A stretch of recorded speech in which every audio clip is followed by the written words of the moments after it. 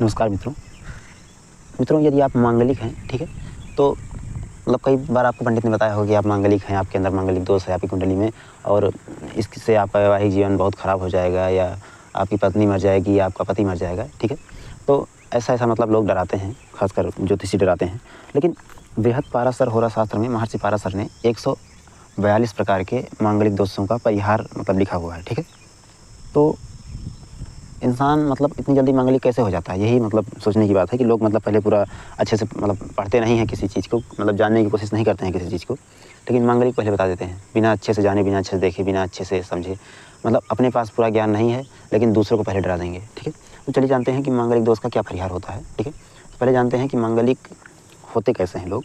तो मानसागरी एक ग्रंथ है, उसमें लिखा हुआ है, ज्योतिष का एक ग्रंथ है कि लग्ने वय चपाताले जा मैत्रे चाष्टमे कुजो कन्या भर्तु विनाशाय भर्तु कन्या विनाशकृत। यानी लग्न यानी पहला भाव, चौथा भाव, सातवां भाव, आठवां भाव, 12वां भाव, इन 5 भावों में यदि मंगल है तो यदि कन्या के कुंडली में मंगल है तो अपने पति का विनाश करेगी, यदि पति के कुंडली में है तो अपनी कन्या का विनाश करेगा, ठीक है, मतलब अपनी पत्नी का विनाश करेगा, ठीक है। लेकिन होता ऐसा नहीं है। आप अगर सबकी कुंडली देखना अभी मतलब शुरू करें तो पूरे भारत में 70% तो सिर्फ मांगलिक निकल जाएंगे। तो क्या सभी का वैवाहिक जीवन खराब हो गया? ऐसा नहीं है, ठीक है।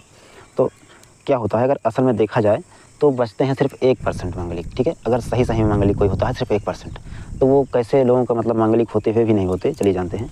तो अगर जो ये केंद्र के भाव होते हैं, ठीक है, चाहे आप चंद्रमा से देख रहे हों या चंद्रमा से देख रहे हो, चंद्रमा से केंद्र में देखिए, यदि लग्न से देख रहे हो, कोई लग्न से मांगलिक है तो लग्न से देखिए, ठीक है। तो देखना क्या है आपको, यदि लग्न से या मतलब कुल मिलाकर केंद्र में यदि राहु बैठा हुआ है तो इंसान का मांगलिक दोष खत्म हो जाता है। केंद्र के किसी भी भाव में राहु है तो मांगलिक दोष खत्म हो जाता है, ठीक है। और चाहे किसी भी भाव में बैठकर बृहस्पति मंगल पर दृष्टि कर रहा हो, ठीक है, बृहस्पति की पूरी दृष्टि मंगल पर पड़ रही हो, ठीक है, तब मांगलिक दोष समाप्त हो जाता है। इससे इस समय मंगल पहले भाव में है तो मतलब बृहस्पति यहाँ से देख सकता है इसको, और बृहस्पति यहाँ से भी देख सकता है, बृहस्पति यहाँ से भी देख सकता है। तो इन 3 भावों में से किसी भी भाव में बृहस्पति हो तो मंगल का मांगलिक दोष समाप्त हो जाएगा। इसी तरह अगर मंगल किसी भी भाव में हो, कुल मिलाकर उसके ऊपर बृहस्पति की चाहे 5वीं दृष्टि पड़े, चाहे 9वीं दृष्टि पड़े, चाहे 7वीं दृष्टि पड़े, यदि उसके ऊपर बृहस्पति की दृष्टि है तो मांगलिक दोष समाप्त हो जाएगा, ठीक है। दूसरा परिहार हो गया। तीसरा परिहार क्या है, यदि मंगल के साथ राहु बैठ जाए, मंगल राहु दोनों एक साथ हो जाए, तब मांगलिक दोष समाप्त हो जाएगा, एकदम समाप्त हो जाएगा, ठीक है। और चौथा परिहार क्या है, यदि मंगल जहाँ बैठा हो वहाँ पर 4 नंबर लिखा है, ठीक है, तो इस 4 नंबर की राशि में मंगल नीचे हो जाता है तो मांगलिक दोष नहीं दे पाता है, ठीक है, तो मांगलिक दोष का परिहार हो जाता है। इसी के साथ यदि मंगल जहाँ बैठा है और वो अस्त है, ठीक है, मंगल यदि अस्त होकर के बैठा है तब मांगलिक दोष एकदम से समाप्त हो जाएगा। वो इस हालत में नहीं है कि आपको मंगल दोष दे, ठीक है। और यदि ये सब कोई नहीं है तो आप अपनी मतलब अब अपनी जो जीवन साथी है उसकी पत्रिका देखिए, यदि दोनों लोग मांगलिक हो, वो भी मांगलिक है, आप भी मांगलिक है, तो सभी जानते हैं मंगल दोष खत्म हो जाता है, ठीक है। और ऐसा नहीं है तो अगर 28 गुण मिल जाए मतलब आपके और उसके आपके जीवन साथी के, तभी मंगल दोष का परिहार हो जाता है।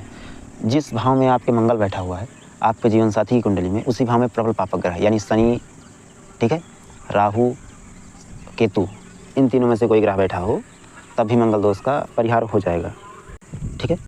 इसी के साथ मतलब बहुत प्रकार के परिहार हैं और मुझे तो अभी सिर्फ कुछ ही पता है मतलब, और इसके लिए मतलब मैंने पढ़ा था और कुछ ही याद है अभी तत्काल में।